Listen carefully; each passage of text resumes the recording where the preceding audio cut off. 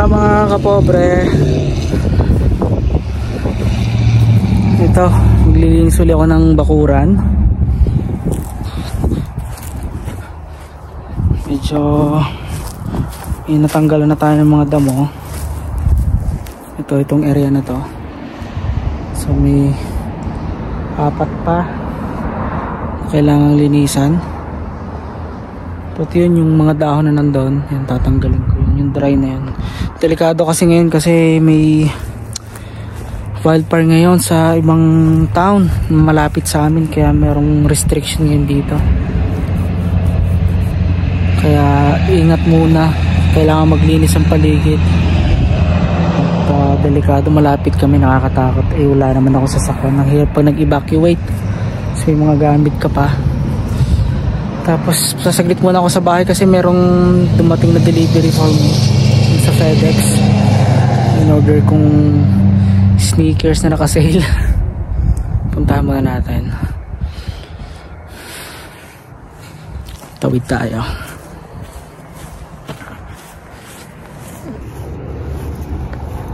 Kararating lang niya. Hindi ko na lang na-videohan.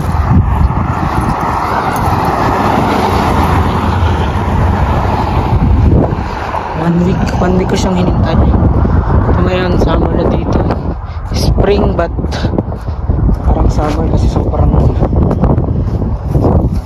lakas ng hangin. Kaya nakakatakot sa wildfire. So ito yung natin ito. Ito yung box.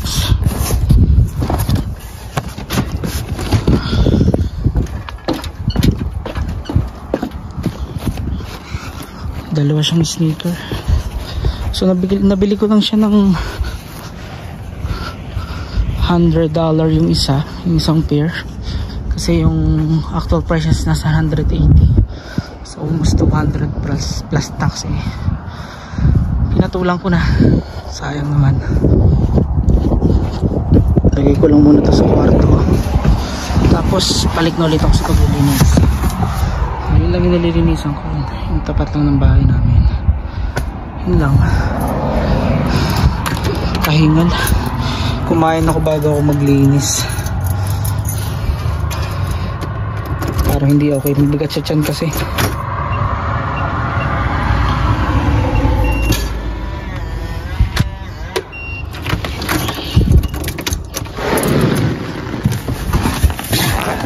Lagay ko muna ito sa aking kwarto. After ko maglinis, i-unbox natin. Tatry ko kung kaya ko pa. Medyo pagod na kasi nag-driving din ako kanina. Alas 7 kami ng umaga, umalis ni boss na kanya. Tapos ka-driving, nagluto ng kaunti. Tapos ayun na, diretso na sa paglilinis. So yun yung box. Tingnan natin kung okay. Ganda rin ang order pala sa JD Sports kasi 50%, last day kasi ng 50% off ng mga products nila ngayon. 50 to 60% actually. So yun yung details ko. Galing pa siya ng North York, Ontario. Mas prefer ko talagang umorder ng online kasi pag dinala dito naka-box. Kung ano yung box talaga ng shoes, yun talaga. Unlike kapag pupunta ka sa mga malls o kaya sa mga outlet, usually binabag lang nila ng paper bag. Yun lang. So wala kang box na makukuha. Unlike nito, yung talagang packaging niya makukuha mo ng maayos. Yun nga lang, dapat alam mo yung size mo. Sure ka. Kasi okay naman mag-return. Magre-return din naman, nag-accept sila. Kaso nga lang syempre yung process. Tapos ibabayad mo pa yung card mo, hintayin mo pa 7 to 14 days yung paghihintay. Pag na-aprobahan, doon palang i-return yung pera. Yung return ko palang Adidas last time, okay na siya. So 1 week na-return naman. Tapos yung pera sinundin nila. Mabilis lang. Yung paligid ko, ang ganda oh.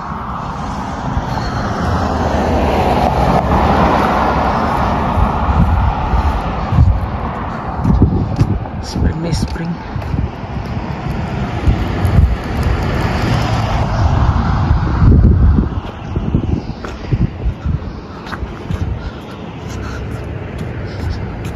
Kaso nga lang ito yung nakakatakot kapag summer dito. Pinatatakutan ng karamihan. Yung sa Tor Hill, doon ako magte-take ng exam.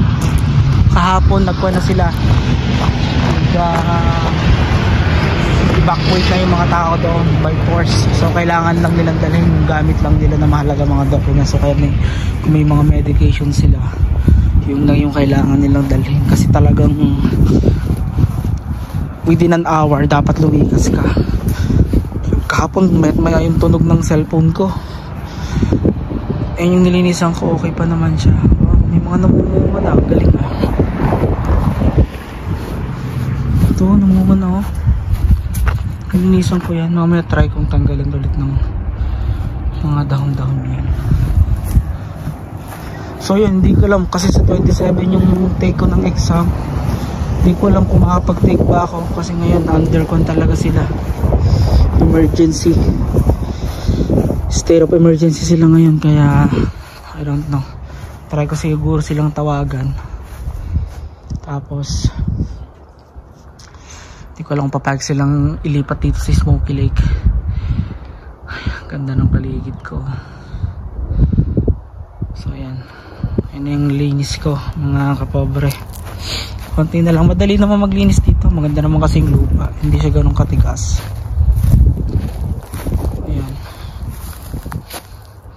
Ito alam ko kwento eh. Yan yata yan. Ayan, nilinis, tinanggalan ko ng mga damo para tumubo ng maayos yung mga itatanim ni ate. Tapos ito yan, tatanggalin ko rin yan. Ito. Ayan, tatanggalin natin.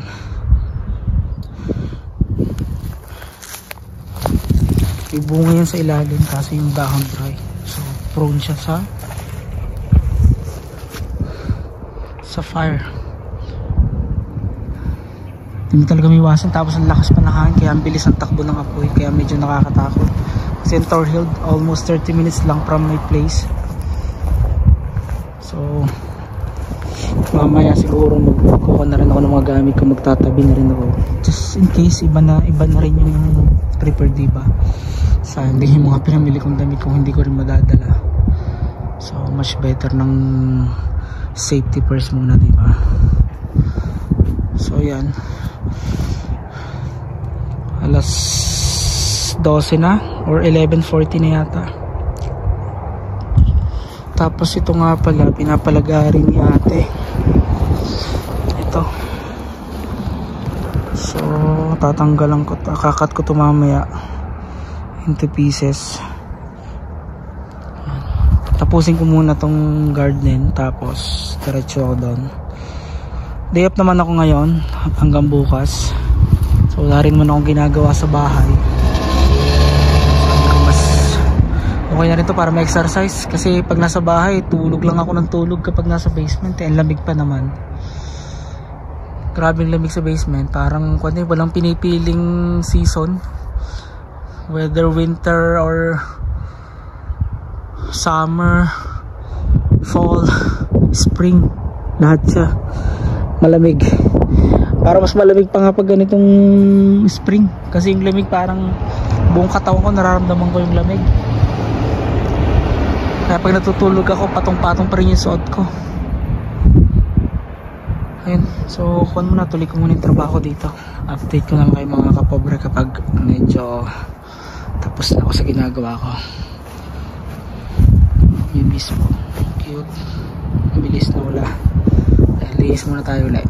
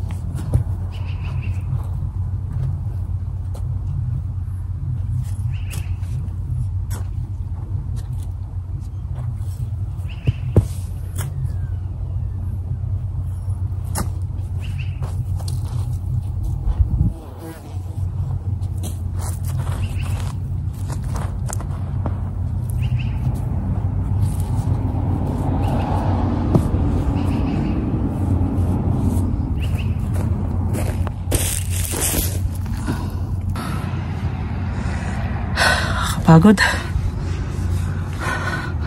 Medyo mainit na. So, pahinga muna ako ng konti. Tapos may balik ulit ako. Konti na lang naman siya.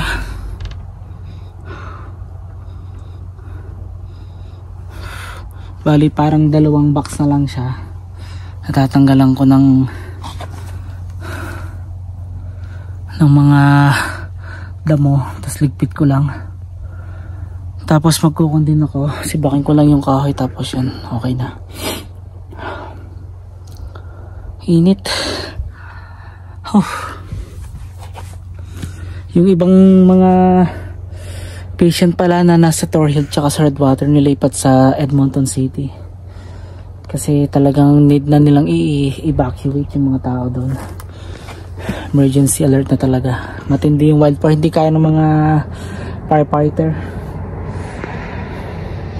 Yun pala yung isa ko nakikitang problema kapag dito ka nanirahan sa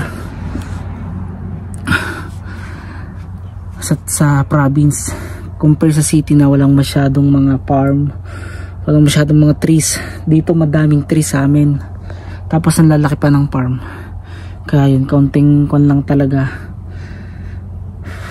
kaunting apoy lang, damay-damay na, kaya medyo nakakatakot.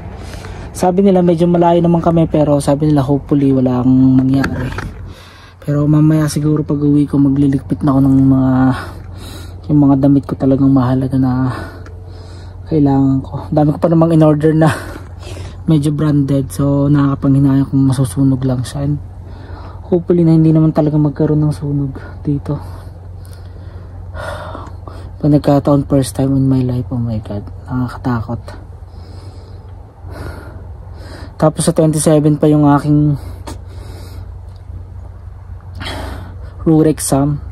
Hindi ko alam kung ano mangyayari doon. Kasi kung nasusunugin ng Thorhild, di pati yung post office nila, pati yung kanilang registral, yan.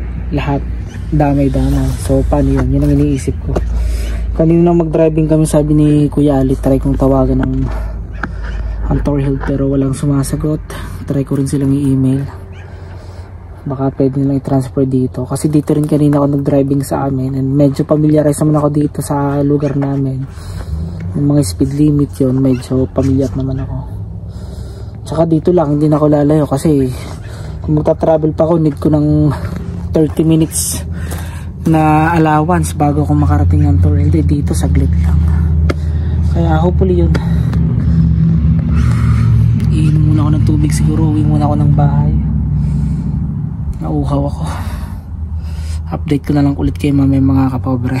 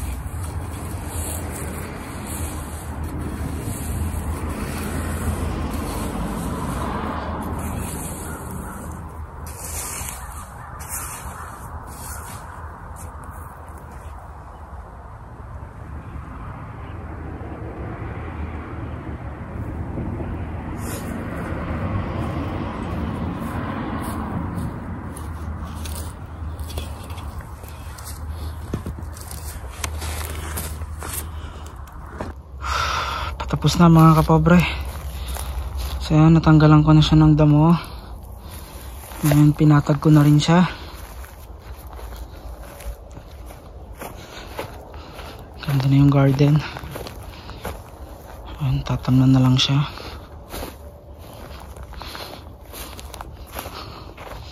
Linisin ko na lang to. Tanggalin ko to tapos sibak ako ng kahoy. Ito raspberry. Wow. May bubuyog pa. Ayan o.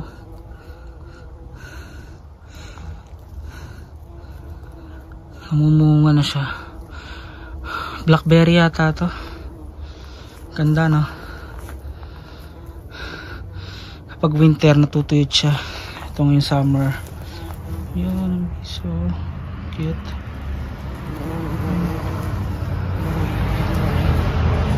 Wow.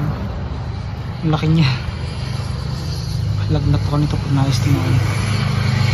Ang dami nila oh. Hahanap sila ng makakain. Ang cute.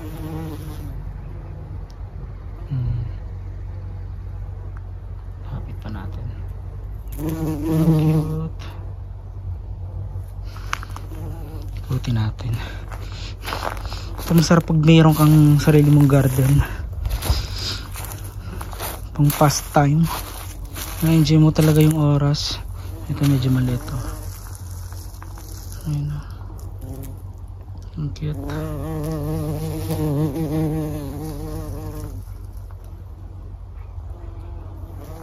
Ito pa yung isa.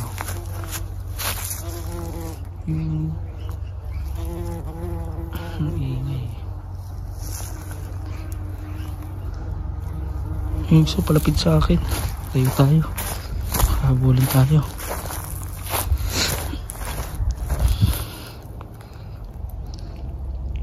Gagalit sila.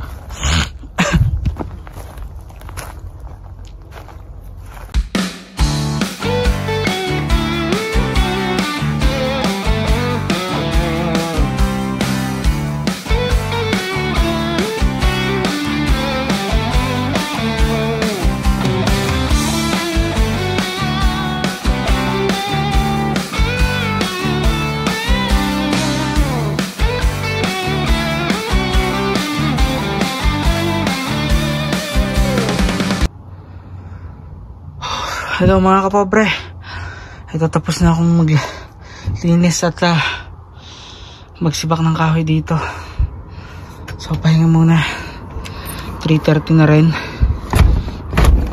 Ayan. So, ito yung nasibak nating kahoy mga kapobre. Ayan. Sinalansan ko na rin siya. Tapos ito tinanggal na rin natin ang damo. Patay na damo. Sakit sa kamay. Dumi ng kamay ko. Naglintog pa. Ito, yan, nilinis ko na rin to. Pinatag ko na. Dinalis ko na rin siya. Pati itong kabila.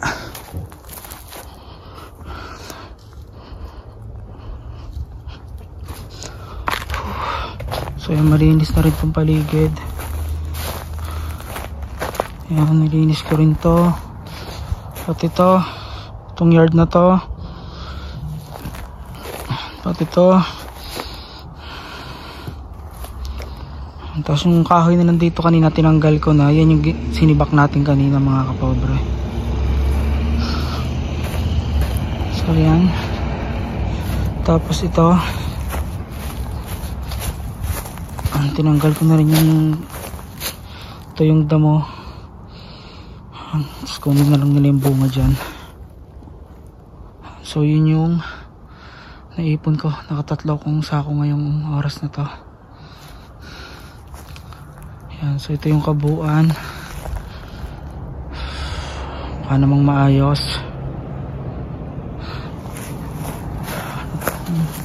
May bubunga pa dito. Winter Chicks apple. Wow. Winter Chicks apple. Pati ito yata. Ito. Pareho din siya. Apple din siya. So yan. Overall okay naman. Tapos to onion. Ito may tanim na raw to. Tomato yata to. Tapos to garlic. So yun yung buong maghapon natin ginawa mga kapobre. Nakakapagod. Magpapahinga muna ako. Tapos bukas enjoy ko yung day off ko. Para may isang araw pa akong day off. Buong araw na to medyo marami tayong ginawa mga kapobre. So hanggang dito na lang muna ang aking vlogs. Yan. Tapos mamaya tingnan ko kung unbox natin, sabay natin yung pag-unboxing ng in-order ko sa JD Sports. Tingnan natin kung mapapag-isa natin kasama tong vlogs na to. So yan na. Okay mga kapabre, God bless you all. See you all sa mga susunod ko pang vlogs.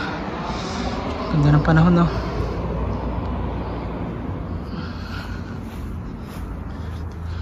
Time check 3:30. So nag-start tayo ng 10. 5 hours and 30 minutes tayong nagtrabaho mga kapabre. Kapagod. Okay naman, nasalansan ko na lahat ng gamit. Yan. Uwian na muna.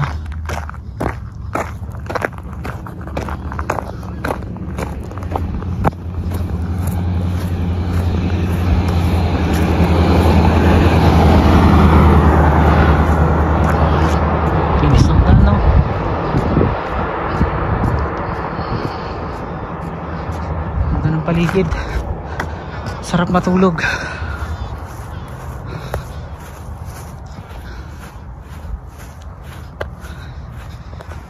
Andito na lang muna mga kapobre. God bless you all. Thank you.